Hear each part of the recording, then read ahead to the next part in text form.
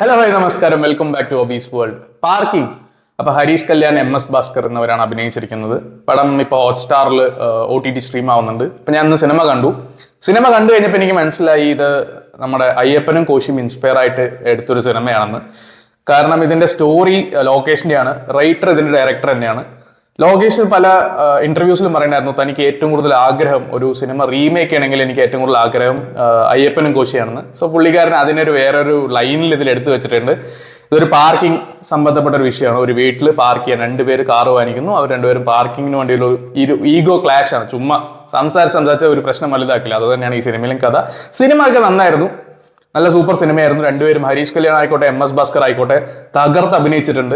ഇതിൽ പ്രത്യേകിച്ച് പറയുന്ന പോലെ ഇങ്ങനെ അത്ര ക്യാമറ ആംഗിൾ സൂപ്പറായിരുന്നു, മ്യൂസിക് ഇങ്ങനെ ഗംഭീരമായിരുന്നു, അതൊന്നുമില്ല. പക്ഷെ ഇവർ രണ്ടുപേരുടെ അഭിനയം അത് സൂപ്പർ ആയിരുന്നു. പിന്നെ ഇതിന്റെ സ്റ്റോറി നമുക്ക് ഇൻട്രസ്റ്റിംഗ് ആയിട്ടുള്ള ഒരു സ്റ്റോറി തന്നെയാണ്. ഒരിക്കലും നമുക്ക് ബോറടിപ്പിക്കാത്ത രീതിയിൽ തന്നെയാണ് ഇവർ ഈ സിനിമ എടുത്തു വെച്ചിരിക്കുന്നത്.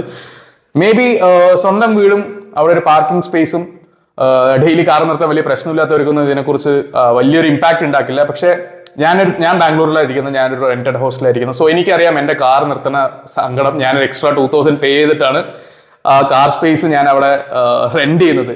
സോ അങ്ങനെയുള്ളവർക്ക് ഇത് കറക്റ്റായിട്ട് നിങ്ങൾക്ക് എന്താ പറയുക, നിങ്ങളുടെ മനസ്സിൽ കൊള്ളും. അപ്പോൾ പടം എന്തായാലും അയ്യപ്പൻ കോശിന്ന് ഇൻസ്പയർഡ് ആക്കി എടുത്തതാണെങ്കിലും ഒരു ഡിഫറെന്റ് ആയിട്ടുള്ള ഒരു അറ്റംപ്റ്റ് ഉണ്ട് ഇതിൽ. ആ സ്റ്റോറിയായിട്ട് നിങ്ങൾക്ക് സാമ്യം തോന്നുന്ന ഒരു ഈഗോ ക്ലാഷ് മാത്രമേ ഉള്ളൂ. പക്ഷെ അങ്ങനെ മാറ്റി നോക്കിയാൽ പടം എൻറ്റയർലി ഡിഫറെന്റ് ആയതുപോലെ തന്നെ നിങ്ങൾക്ക് തോന്നും.